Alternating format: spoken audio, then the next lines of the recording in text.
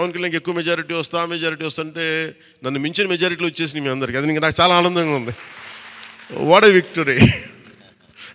అంటే దీని వెనక్కి మనం చూడాల్సింది చాలా బాధ్యత. నేను ఆనందం చూడట్లేదు.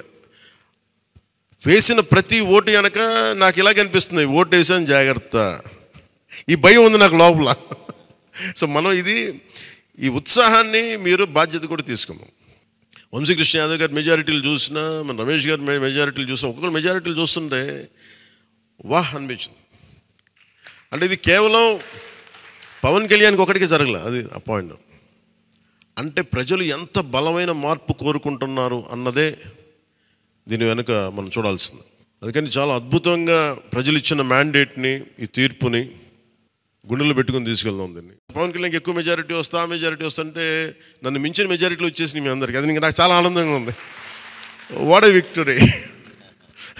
అంటే దీని వెనక్కి మనం చూడాల్సింది చాలా బాధ్యత. నేను ఆనందం చూడట్లేదు.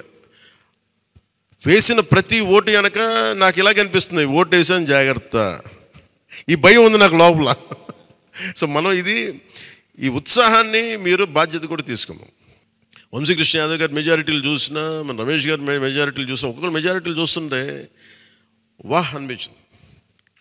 అంటే ఇది కేవలం పవన్ కళ్యాణ్కి ఒకటికి జరగలే, అది ఆ పాయింట్. అంటే ప్రజలు ఎంత బలమైన మార్పు కోరుకుంటున్నారు అన్నదే దీని వెనుక మనం చూడాల్సింది.